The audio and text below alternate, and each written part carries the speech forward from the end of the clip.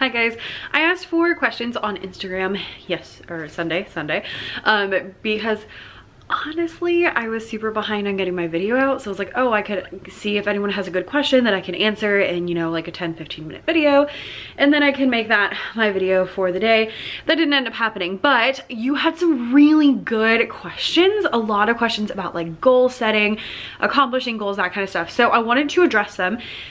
Some of them are going to be their own videos, but I wanted to address them anyway. And so today we're going to do a wrap and chat. So we're going to be wrapping Christmas presents because we're only a few days out. It's 5 days today. And we're going to be chatting about all these things that you had questions about. So step number one is going to be that I'm going to make a cup of coffee in my giant Frosty mug. Look, he's like as big as my head. And so I'm gonna make some coffee. You go make some coffee or some hot chocolate or something, and let's get started. All right, we're gonna use that wrapping paper. I required coffee. I put some hot chocolate in the coffee, so we'll see how that goes. Candle is lit. Let's pull out some of the presents. I think I'm gonna do my family's presents because I haven't done any of those. So those are mostly right here, except for what I just got this week. So I'll see if I can get these wrapped while we discuss. Okay, now we have a really big mess. Okay. So if you've been following, I have been so excited about this thing for months now. Like, I was so excited when I got it, so excited to use this year. It clamps onto your desk so that you can just like tear the tape, and I've been talking about it and recommending it for months. And I lost mine, which is like, I am not a person who loses things, so it was like super crazy that I lost it in the first place. And of course I lost it right when I needed to do more. So I finally broke down and ordered myself, or actually I ordered myself a new one. It's not coming in until Thursday, so I bought myself a new one. So here it is. It was at Michael's yesterday and I was like, yes please, let's just one-handed. Let's chat as I get to wrapping.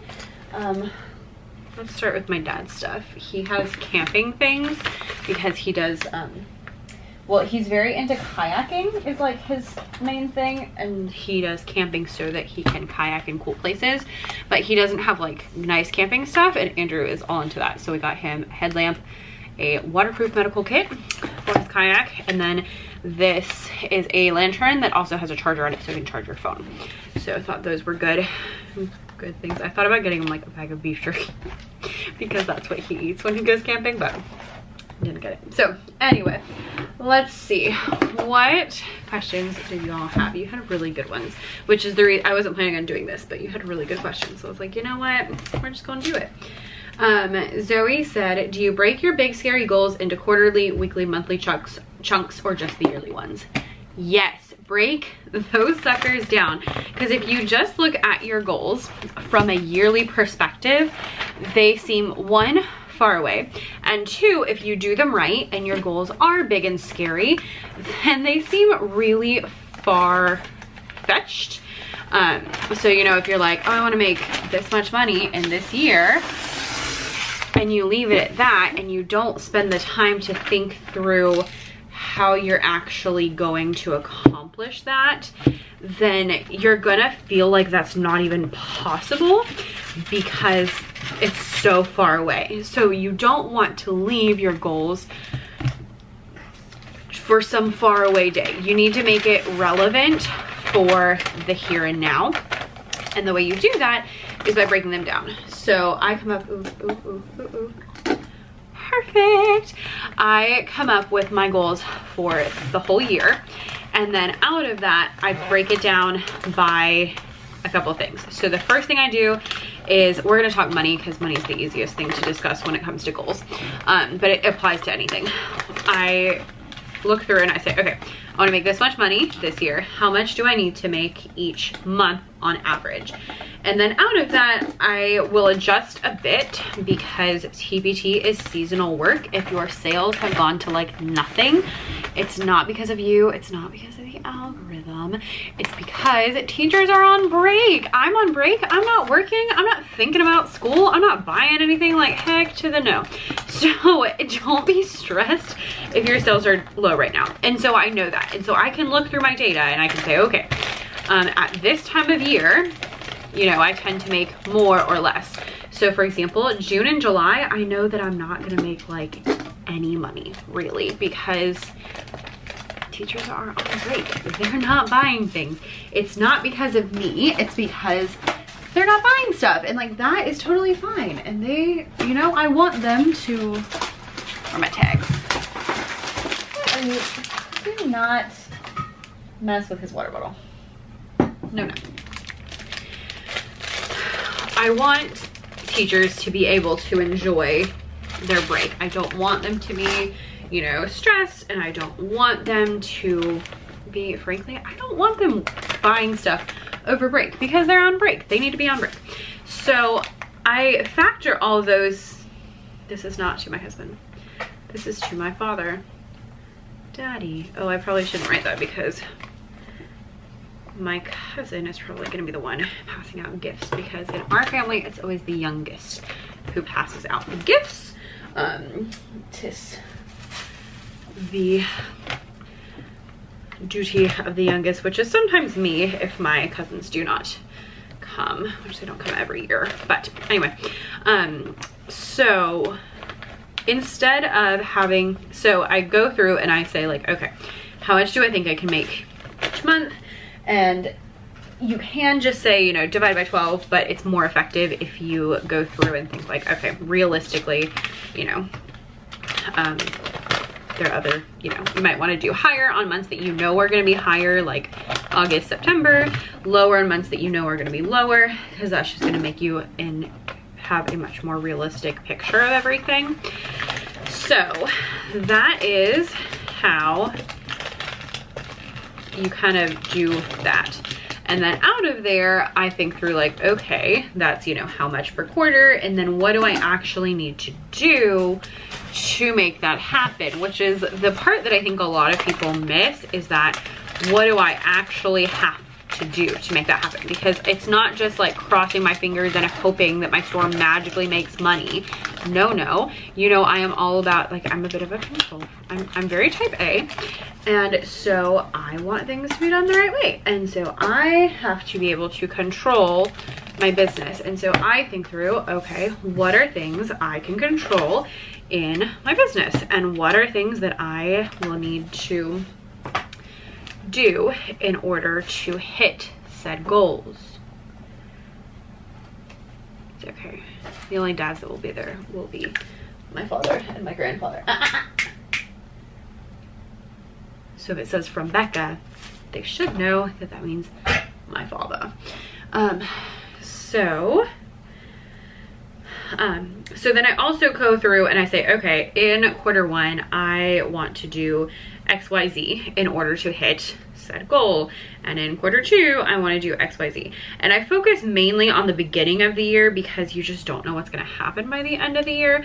But don't ever leave your goals as like big abstract things. They shouldn't be big abstract things. They should be specific actions that you can take every day. Like, I know if I do XYZ and I am making X amount of money, I'm gonna hit my goal. I'm just gonna leave this in a knot. It's fine, it's fine. We're just gonna tie it. It's for my father, he's not gonna notice anyway. You know, if it's for grandma, we gotta make things nice and pretty, but if it's for dad, it's kinda like, he won't care. So, that's the story with your big scary goals. Yes, break them down into quarterly, monthly, weekly, and daily. Okay, Abundant Feast Learning said, do you recommend a business plan? Yes, a business plan is very important because otherwise you just don't know what you're doing. And so you gotta have some kind of idea of what you're doing. Now, at first, your business plan is probably gonna change a lot because you just don't know what you don't know, and you don't know what all you're gonna be doing. So don't be scared if your business plan at first is very up in the air, is not super structured, all of that, because things change and you just don't know. You just don't know. But yes, have a business plan. I'm actually working on more of a long-term business plan. So this morning, actually, I was looking through and thinking through like, okay, you know, and I always start with my life goals. Like, what are things I want to do in my life? Where do I want to be working? Where do I want to be living? You know, what is my family going to be looking like? What kind of vacations are we going to take? Like, all of those things then trickle into, okay, what should I do in my business? Because then you know what you need to do, how much, frankly, then you know how much you want to make in your business in order to achieve your life goals. So you always want to make sure you start in that order. Then I go through my like personal plans and goals, and I decide, apparently I can't write and talk at the same time, and then I make my business plans. In your business plan, you want to have ideas of what you're doing, so what actions you are taking. You want to have ideas of what products you have, how those products are going to sell. You know, are you relying solely on SEO, which I would not recommend, or are you doing some marketing? What kind of marketing are you doing? So cute. How are you, you know, going to accomplish these things that you say that you would like to accomplish? You want to make sure that you are thinking through all of those things in your business plan, and then think, okay, where do I want to be, you know, this year? Where do I want to be next year? Where do I want to be the year after that? And think through, are you going to need to hire people? Is this going to be just a you thing? Who are you selling to? You know, I sell to elementary music teachers, which is very different than if I was marketing mainly to piano teachers or to band directors. All of those people can use my products, but the way that I make them and market them is going to be different depending on who I'm aiming at. How are you going to get your products into hands? Like, you have to think through all those things in order to ensure that your business is, you know, going to be. What you got, Emma? False alarm. It was just her bone. Good girl. Go play with your bone. Excellent dog. Okay. So, now I don't remember what I was talking about. Words. Oh, business plan. So those are all the things you would want to include in your business plan, and know that your business plan is subject to change, but there's been all sorts of studies about business plans, and they say that even if you make a business plan and then you never look at it again, businesses that make a plan and never look at it again are more successful than businesses that don't have a plan, which means whether you're following the plan or not, it just helps you to think through everything so that you have some semblance of an idea of what you're gonna do in your life. So yes, have a business plan is the short answer to that. How do you balance your time between creating, marketing, and blog writing? By Science by Sinai. Very carefully. Well, blogging wise, I batch my blog posts, which I have talked about at great length. This is a coat. I've talked about that many times at great length, how I batch my blog posts. And so that is something that I have done for years now, because it really helps me to be free to think about other things. That's the reason that I batch my blog posts, is so that I know those are going out and I can work on everything else. So when I'm batching my blog posts, that is a project that I work on like basically all day, every day until it gets done, so that I am able to, I'm gonna save this actually because it's big and I need to move the camera in order to get it sorted. So when I'm batching my blog posts, I am working on that and basically just working on that until it gets done. As far as everything else, I'm usually really good at cutting wrapping paper the right length, and this year I'm not doing a good job about it. I keep just not doing it correctly. Okay, we're gonna roll it to there. All right. Between marketing and creating, there are, I kind of see marketing as like a long-term, like things that you have to do over and over again in order to sell your products. So things like email lists, that's part of marketing. Instagram Reels, part of marketing. All of that kind of stuff is stuff that I have to do over and over. So those things are scheduled into my day. People have asked about Pinterest. I have not been great at Pinterest this year, but I have plans to be better at Pinterest next year. And so that's gonna be something that is, and the way I'm going to get better at it is by scheduling it into my day or into my week and saying, okay, this is when I'm gonna work on this, so that I'm actually able to work on it. And then product wise, I just basically fill in the rest of my time with my products, is the best explanation that I can give you about that. And so it's not an exact science. Sometimes I am a lot more product heavy, and sometimes I am a lot more marketing heavy. It just kind of depends on what I've got going on at the moment.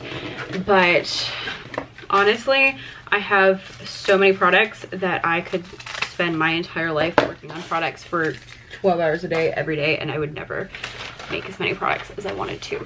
So that is why I continue to make products, even though I have plenty. And so then, but the marketing is stuff that I kind of prioritize because I have products in my store. So if I don't finish the products, it's not the end of the world. But if I don't do the marketing, then my products won't sell nearly as well. And I already did that work. So that's kind of my short answer, as best I can explain it, is scheduling out, batching things you can batch, scheduling out what you can schedule, and then filling in your time with whatever else. Personally, I like making products, so I'm much more apt to do that.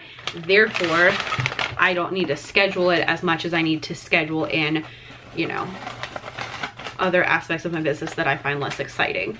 So it's all, I mean, it all comes down to scheduling. And there's no magic whatever, you know, there's not like this is the only way to do it. It's just how you do it. This worked out perfectly. So cute. My goal from now until eternity is to come up with one new wrapping technique every year. Forget about my coffee. Teacher Support Hub said more product videos, yes, or more on product videos. Yes, more is coming about that. Blooms in the Room it asked an interesting question. If you had to pick between marketing on Instagram or Pinterest, which one would you pick? Whew, that's a toughie because they're very different. They're not at all the same. Even though, yes, they're both marketing, they are not at all the same.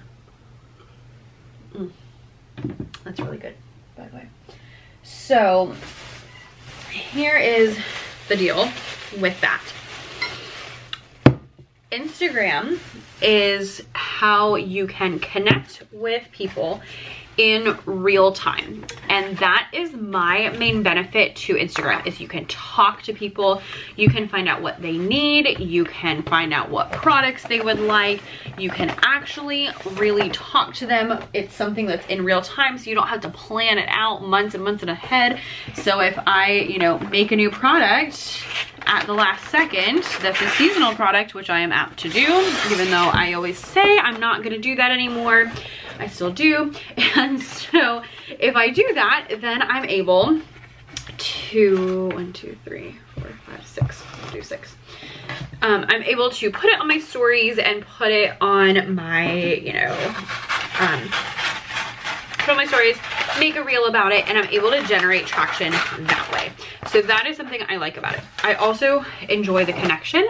The main goal of Instagram is connecting with other teachers, and so if you are not connecting and that's not your goal, then there's literally no point in being on there. I wouldn't pick it. Pinterest, on the other hand, is great for different reasons, because Pinterest is a search engine, not actually a social media platform. So people go to Pinterest because they are looking for things. I go to Pinterest when I am looking for things, when I want an idea, when I'm trying to decide how I'm gonna do XYZ, I go to Pinterest, and that is how I find whatever it is that I am looking for. So that means that you are much more focused on SEO. You're not really talking to people. Like, yeah, they can comment, but it's not the same as on Instagram. And then you are able to, it's also much more, it's not very in real time, so you need to put things out like way ahead of time, which is something I personally struggle with and is on my goal list for next year to get better at. And it's just totally different. So if you're looking for the connection piece and you want to build an audience and a following, then I would go with Instagram. If you don't really want to talk to anybody, you just want people to click on your stuff, then go with Pinterest. But honestly, it just comes down to what is going to be better for your business, what's better for your personality, what kind of time you have. All of that is going to affect which one is better for you, because it's not a one size fits all. It's just what is better for you. So that's kind of my spiel on Pinterest and Instagram. They're both great, but they are great in separate ways. So you have to really think through, you know, which greatness you are after. I think there were some quick questions. Do you have your own website? Yes, I have my own website. No, I do not sell on my own website, which I assume is what the question actually was. I have thought about it, and honestly, the thought of it just kind of overwhelms me, and that's why I haven't taken that plunge. I think that is something I would eventually like to do, but I would want to hire someone to make the storefront and make that like all work so that I'm not stressed about it. And then I would also probably want to hire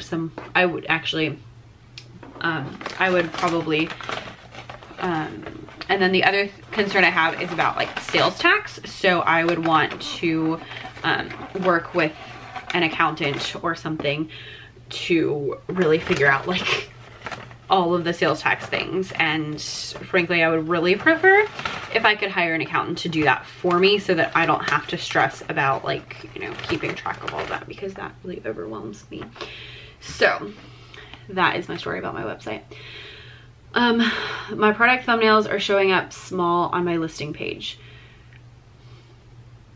Is it taking up the whole box, or is it not taking up the whole box? I assume you're saying they're not taking up the whole box, in which case you want to adjust the size of your thumbnails, I think.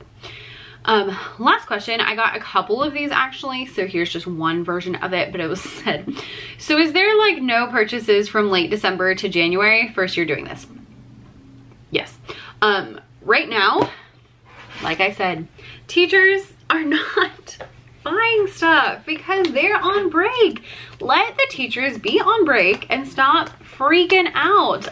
That's when it, like in the summer and right now is when I get lots of people asking me those kind of questions and like freaking out. But y'all, this is seasonal work. You're going to get sales when people are in the classroom, and when they're not in the classroom, you're not gonna make sales, because this is seasonal work. That's how this works. So it's not actually anything to do with you. A lot of times it's not anything to do with you. Please hold. So it's not actually anything to do with you. It is simply that people are not in the classroom, and therefore they're not buying stuff. Or they might be in the classroom, but like, you know, if I am, let's see, we ended school the Friday a full week before Christmas, which meant that I stopped lesson planning the second week. So like we had the week after Thanksgiving, we had one more week, and then I had my lessons for the rest of the month, and then I didn't, you know, worry about them. So yes, it is very normal to not make sales at the end of December because people are not teaching. You don't need to forget. They're just not teaching, and therefore they're not buying. So I got a lot of questions about that. I also got one, actually I lied. I'm gonna add one more because I got one more question and it was along the same line, so I wasn't gonna say it. But this question said, pulled this question. Said something to, it said, my sales were good in October, but have been virtually non-existent in November and December. I've been doing this, it was like, I've been doing this for a month, and something along those lines.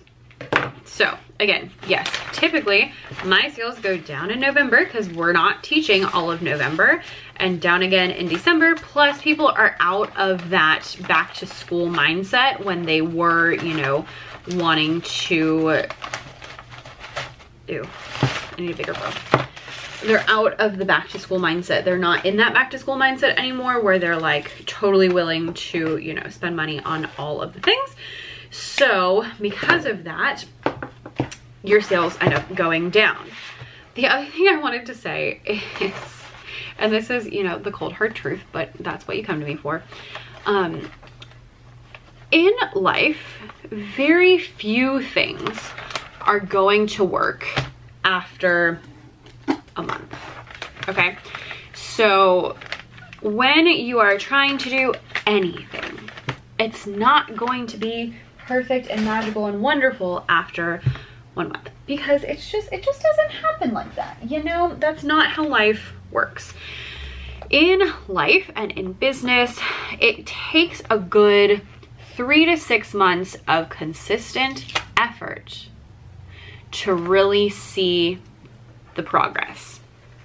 So if you have not been working on something for 3 to 6 months and actually working on it, not saying you're working on it but not actually doing anything, then you cannot expect to make anything. And that goes as well. I saw a very similar post on a Facebook group about being so frustrated about selling on a different marketplace and, you know, not making a lot of money and comparing it to TPT. Y'all, if you've been on TPT for a while, you know, a year, or even if it's only been a couple months, you have already gained traction on there. So if you go sell on another platform, you are starting over from zero. Same thing if you start a YouTube channel, if you, you know, start an Instagram, you're starting from zero. So you can't expect wonderful, amazing progress in a short amount of time. You need to give it a good solid 3 to 6 months of actually working on said thing to get anything out of it. And if you have not been spending that much time, then you should not expect to get very much out of it. Like, you have to put the time in. This is even, I think the internet is hard for people to wrap their mind around because it seems instantaneous, but just because someone can buy your stuff instantly does not mean that you are going to make money instantly. The internet still takes time. I was just reading a book this morning talking about how it typically takes about 3 months, like 90 days, to see the return on anything you do in online business. So I always keep that in mind. Like, what I'm doing now in December is going to affect what I get in March and what I get in April. So I have to be ahead of the game. I have to think through things that hard so that I'm not slacking. And the same is the other way around. If you're slacking now, you're gonna reap those benefits or those, you know, non-rewards that I don't know. You're gonna see less money in about 3 months because that is when that time will work out. So you have to do the work and you have to keep at it. You can't just give up after a couple weeks because it's not going your way. I know it's frustrating. I know, but I mean, that's all of life. Teaching is really hard the first few months especially, but that first whole year is really hard and things don't go super well in the first month of teaching. And you know, when you have well, I don't have any kids, but I'm sure that when you have kids it's really difficult, especially at the beginning, and it takes time to really get the things settled. And you know, just when you're learning a new instrument, the first few months are really hard because you just don't know anything. So all of that to say, you gotta do the work. And you know what? The new year's coming up and it's the best time to recommit yourself and get all that work going. So go do some work. I'll see you later. Bye.